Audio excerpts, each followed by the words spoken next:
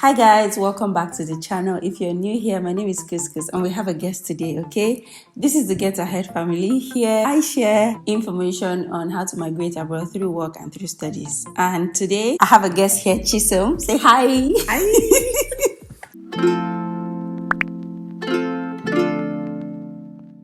So guys, for those of you who are yet to book your student accommodation, I bring you good news from Amber Students. So Amber Students is offering a promo under their Amber Value Pack, where if you book an accommodation using the link that I'm going to share in the description box, you would be able to take advantage of discounts worth up to £400. This discount would allow you to benefit from either restaurant charges, luggage fees, gym memberships, and so much more. So if you're yet to book your student accommodation, this is the best time for you to do it. Click the link in the description box, book your student accommodation, taking advantage of the Amber Value Pack so that you'll benefit from about £400 discount. This offer is only available for those who book their accommodation between now and 30th July 2023. I know that you won the Government of Ireland scholarship. Take your time and give us the gist about the scholarship. You said that they don't really care about academic grades. No, they don't. That is a blend of everything. Yes, yeah, it is a blend grades, of everything. Work experience, skills and everything. So tell us about that. Tell us more about the scholarship, and if you remember the questions you were asked. Because you said there was no interview. No, there was no interview. So the questions have been the same since the last time I got it. For real? I'm telling you. They never change it. They've not changed. More like Chivney. They've not changed their questions, and I kind of feel like it makes it difficult for people that are applying because I think that people are recycling the same answers. To be honest, that's how I feel, because people come to meet me to help them look through their essays and things like that, and it's just one brain I have. I read unless you're giving me new points from what you're reading, but I think it makes it more difficult. But either way, it's like just make sure you write well, like to be honest, just think outside the box when you're writing those essays, because the essays are very interconnected. My biggest advice for those essays is there are 3 essays, write one per week. And the thing is that they give a very long time for the application process. You have like almost 2 months, so there's no rush. Like it usually opens in like January or February every year, and then the application closes sometime around March, so you have a lot of time to actually write your essays and make your submission and things like that. So give you a lot of time between when you write essay 1 and essay 2, because the essays are very interconnected together. You don't want to be repeating points. But I think it's a very good scholarship because it's fully funded. It is fully funded. They waive your tuition, that's one, and then they give you 10,000 euros to start your as living expense in the country. So when I said I wasn't cash strapped when I came into the country, this is the reason they will pay you a stipend monthly or at once. No, they give you 5,000 every semester. They give it to your school, so your school now gives you when the semester starts and stuff like that. So but you need to make sure that the school that you are going to is in partnership with the government of Ireland for this scholarship as well. There's a list of schools, and you need to verify that the school you're going to is in partnership with that. So I'm going to put the link of the Government of Ireland scholarship. So when you're done watching this video, you just go there and watch and read through everything you need to. So it's fully funded, tuition waiver, then partner schools. Yeah. They just select 60 people every year. So 60. It's quite competitive. When I got the scholarship, I remember the line that said, out of the 2,000 people that applied, you were one of the 60 that was selected. So 60. And I'm sure the number of people that applies every year. 10% of 2,000 is 200 people. It's crazy. Smoke is coming out. Smoke. I'll have the queen. Hello. 1%. Man, I don't know the math. 1% of 2,000 is 20. 2%. That's 3%. You are in the top 3% of applicants. Preach it, sis. Preach it. We can't Jesus. Okay. So, and then do you remember the documents they asked you to submit? You mentioned referees. I remember one of the ones that was very important was the reference letter. One or two. They needed 2, yes. And my recommendation is always one academic, one professional. One professional. And I told my boss at the time to write my recommendation letter from a professional level, and I was actually amazed at what he wrote in that review. And I think that was one of the things that really supported my application. So usually you don't have to give it to someone that does not know you. Yes, someone that is not ready to brag about you. Honestly, like, this person needs to put their head down to want to say things about you. Like, when I read what my boss wrote at the time, it's just, I was like, wow. I'm like, wow. Is this me? You know that this he really worked with me, like, and stuff like that. So give it to someone who really knows you and can vouch for you as a person, because that recommendation letter counts. It has like about 20 marks. Points, yeah. So you don't want to submit a flimsy recommendation letter or something that somebody wrote in a hurry. Exactly. Nah, you don't want to do that. You want someone who will take their time and put words together and just consider all the times that they've worked with you, and like.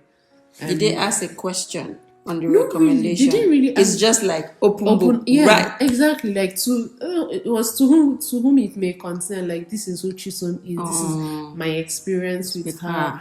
And if you need any other information, come and meet me. I'll always be available. Exactly, that kind of stuff. How cute.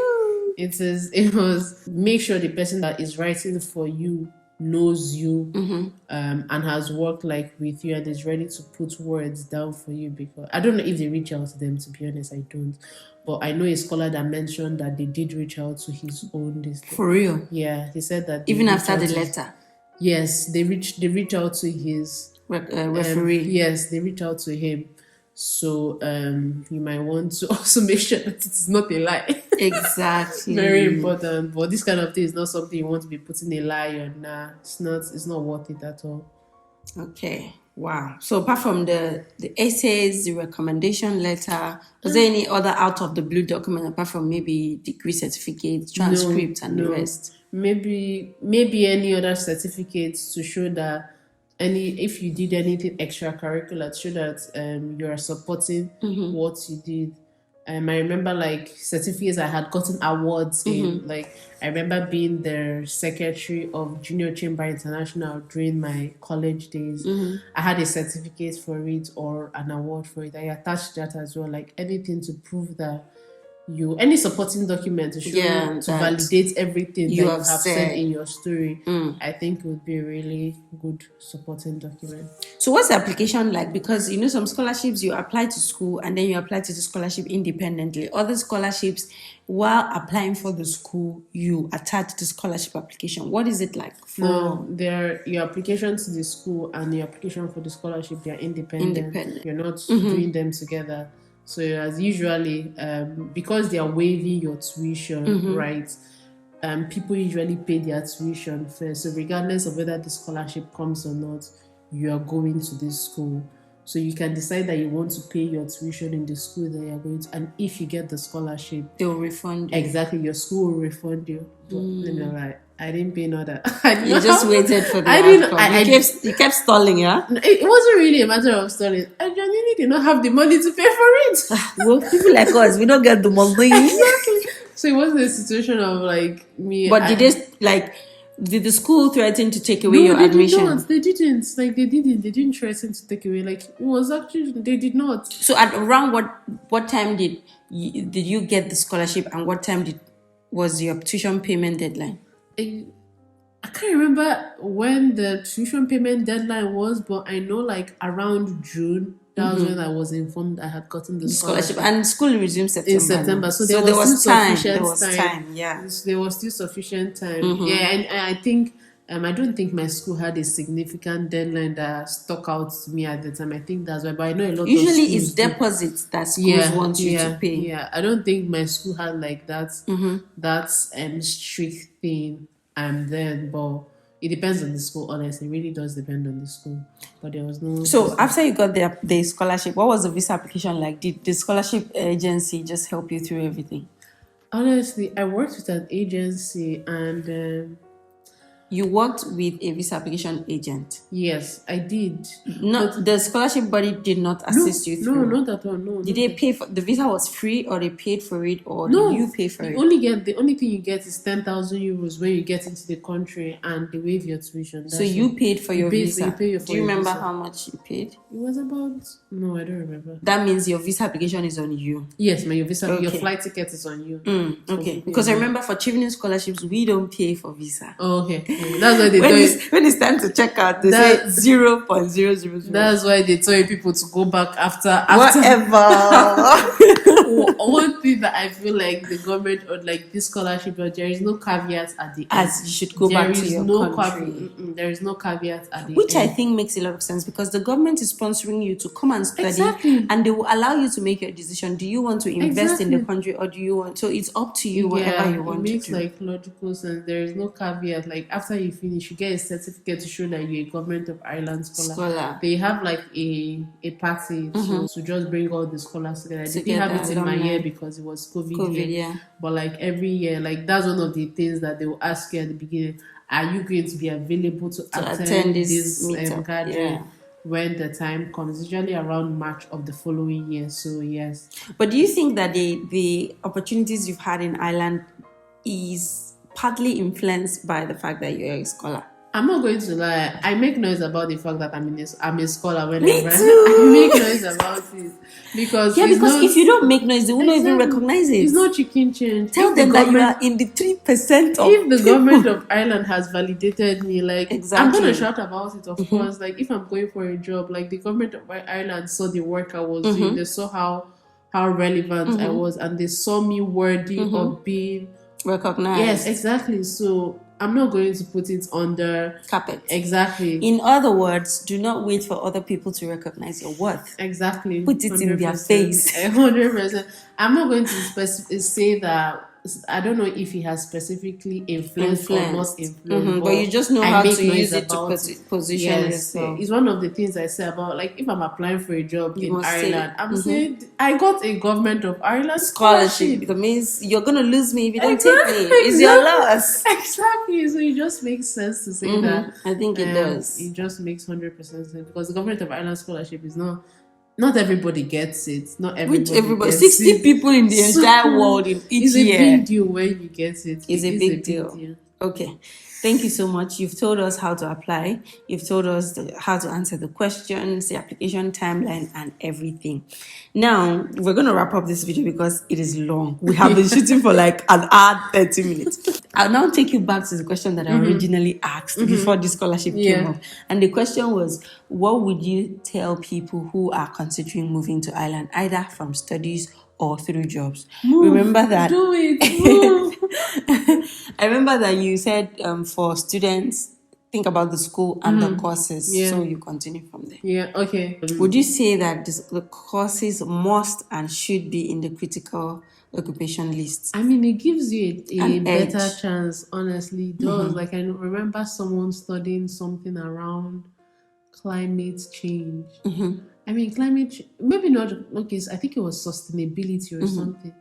It was tough. It was tough for him. It was really tough for him eventually. I don't know if he even got the job, but there are just some courses that you study, you'll be like, where would the opportunities come from? So I think that, like, knowing your course of study, or speak your course of study like well and stuff like that. I'm not here to undermine any course or anything. But at least sense to pick courses that have high job prospects. Exactly, because that's the reason why you're coming here. You want a job at the end of the day, so you don't want to pick a course that you would struggle to get a job after. It's usually easy when you study the course and then you are just topping up your skill set with other courses online. But if you are doing a career switch after you have studied a particular course, is more difficult. It might be a bit daunting. So why not just study that course and then keep topping up your skills from there? Chisom, I'm a lawyer. If I want to come, I know that law is not in the critical occupation. What do you think I should study? if I say I want to come and do a masters in Ireland, what can you possibly think? You work in a tech company. I'm sure you guys have need for legal whatever. But how do you think I can fit myself in? Compliance, HR, but they are not in critical. They are It's in compliance is critical. Yes. You see, I've been thinking of doing compliance, but I've been dragging my feet. Compliance is in critical, and that's like a really big word. Like compliance is a big a lot of because I've been doing compliance in Nigeria. Okay, because I do in-house. Sometimes when I worked in a law firm, we used to do compliance for some companies. When I now went in-house, I used to do compliance for my company.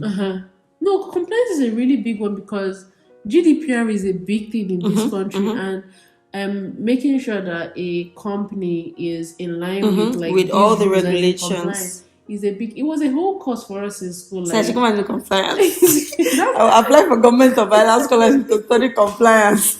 There's definitely an opportunity there, 100%. Like there is definitely an opportunity there. Interesting. Okay, for somebody who wants to move through job. Okay, if you want to move to a job, I mean, life is already going to be made easy for you because they're stay in your country. There is a significant difference when you come with a job and when you come to study. My sister, you are right. It's a very big difference. 100%. Let's not lie, because when you come as a student, you're hustling. You're hustling. You're a hustler. I remember telling one of my friends who eventually got a job in the UK. I told him after we did undergraduate together, and I know how tough it was for him to complete undergraduate. Oh, and I told him, guy, this masters is not for you. Don't do it. Just find a job. Just find the job. And he got a job eventually. And he's in tech too, he's right? He's in tech too. I knew that it was if he came through he can do a master's at a later time. That's fine. Yeah. But to come into the country or stuff, if you are coming through masters, for him, I knew it was going to be hard for him because he likes learning, but not when it comes with exams and all those things. So just get a job and then decide that you want to do a master's. And he did get a job. He got a job he got a job. He's currently in the UK now. So okay, he got a job from Nigeria to the UK. Yeah. Oh yeah, give us job application. Me too, I want to start applying. Keep applying. I know people that have come from Nigeria to Ireland, and their story is not exactly a straight line.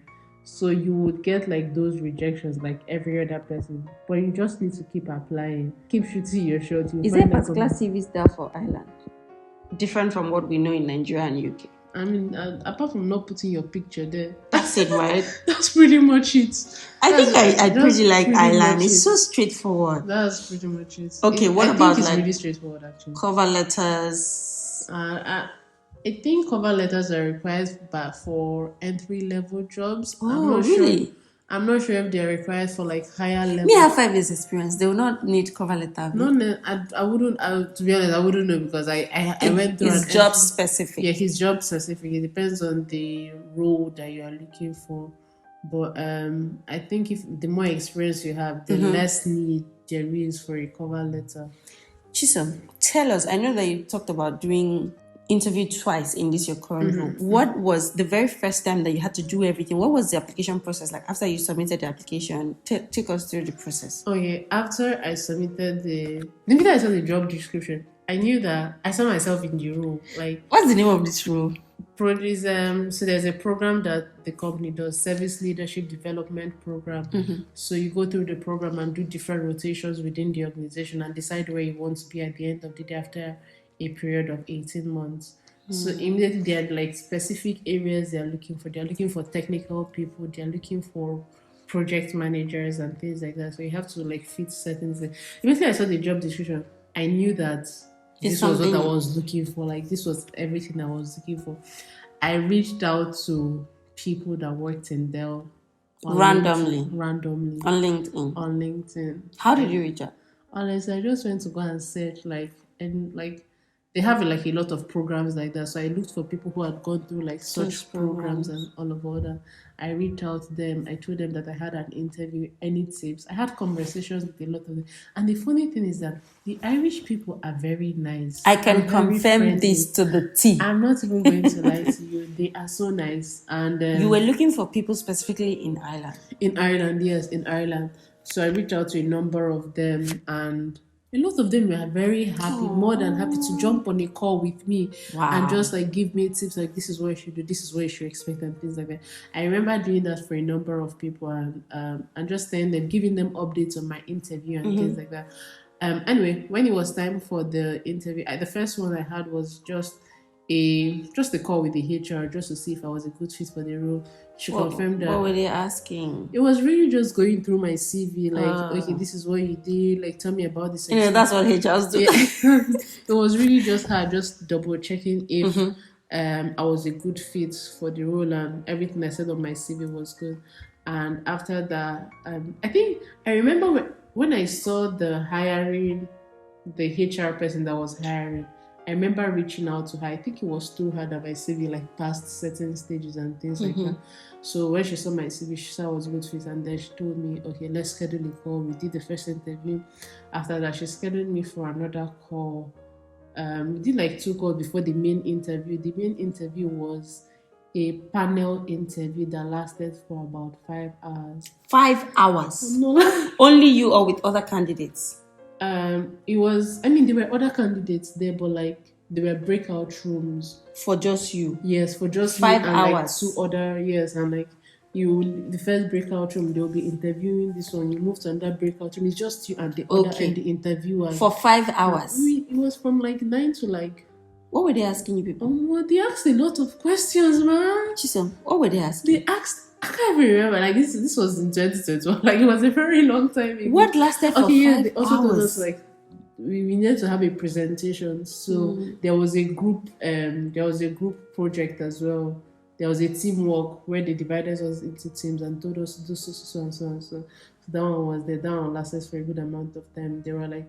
And then when you finish doing all this, so you now meet with the hiring manager. It was insane. Okay, it was like everything in one day. Yeah, everything in one day. And then after that one, they'll move you to the next stage where I don't think I met the hiring manager on that day. They move you to the next stage if you would meet with the hiring manager or not. I met with the hiring manager. We had a good conversation. That was a very quick call. And then after that, they would now tell you whether I got the role or not.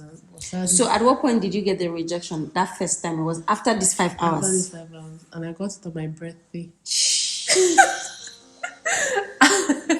It was the most devastating thing ever because I had already told God, like, God, this has to be my birthday present. Yeah, I guess. But it was, eventually, they did not take me then. But somehow, they eventually did. I'm sure you were still on their mind. I think I was. I sent, I think that they have a very good hiring process. Like, forget that I got a rejection and forget that I'm in the company right now. But everyone was willing to help me throughout the hiring process. Like the HR, before the interview, she checked up on me, asked me, how are you doing? As if you are the only one they're interviewing. And I wasn't. I'm sure she did that to every other person. It's funny. Like, how are you doing? Like, do you have your clothes ready? Like simple things. You would see the human effort that they were trying to put. And this is prior to the interview. Like, they were You've not even joined them and they're that kind. Yes, they were so kind. So did they maintain the energy now that you're working for them? To be honest, they did. Okay. Like, even after I got the role, I had to go back to that HR and tell her, hi, I have gotten, like, I am the hiring manager called and she was like, I'm super excited that you're here. Now, there was so much support during the interview process and I could, like, you could feel like I really want to be here. Yes, this is like a good place to work. Yes, like their work culture is so welcoming, and I don't know, it just has these human things really like, okay, this is a really kind company and stuff like that. But yeah. So you say that the work experience in Dell is really, really top notch? I would know 100%. I'm not gonna lie. So you really like this country? What would they ever say to take you out of this place? Like I said, I'm very biased. I'm only going to say good things about Ireland because they've treated you well. They have treated me no well. Like reason I have no reason. to Like really rebel I have against no anything. reason. I'm not going to come here and tell you that no, Ireland is shitty and stuff because it is not. So you tell people to come to Ireland. I do tell people to come to Ireland. I'm always advocating for my friends to come to Ireland. They've broken my heart that they've gone to other countries, yeah, but oh well. But you can now advocate for me to come and be. Yes, no, 100%. Please, girl. Which one are we doing? Masters in compliance or we're getting jobs? Or anyone that works at this. But Okay. the job route is the one I want. The job route, okay. The job route always works 100%. Wow, Chisholm, we've been talking for so long. Thank you so much for being so open and you know, available to our audience. Rather, please, if you have any questions, put it in the comment section. You guys already know. Appreciate Chisholm. You know that it is not easy to bring such a scholar to this channel. Please appreciate her kind words, nice words, so that she give us more tips on how to come to Ireland. Okay, thank you so much, Chisholm. I really appreciate it. Thank you for you did. We were just chatting. I had a good time. This video will probably be in 5 parts because I'm really going to break it down so that I'll just be giving them boom, boom, boom, so that it will be catchy and interesting. Bass Exactly. Anyways, if you have any questions, guys, drop in the comment section. So at the end of the day, 100% recommendation. If you want to move to Dublin, Ireland, this is the time. Because the thing is, these countries change their policies. Yeah. Now that the policies are very friendly, just be coming. Don't start thinking. 1 year passed, 2 years passed. Before you know it, they change policies again. So yeah, start moving. I may have to start packing my bags now. The Nigerian community is also growing really well. And and I can confirm that people here are really nice. They are really nice. Very nice. Like a random person will just be smiling to you. Why are you smiling to me? Like, well, you smile back. Like they are not. They're really nice. They're kind. They're kind people. Yeah, because I don't know. Like you know how you're working. We're on the road. I'm working, and the other person is coming. Maybe you just step aside for somebody to pass, and they're like, "Thank you so much."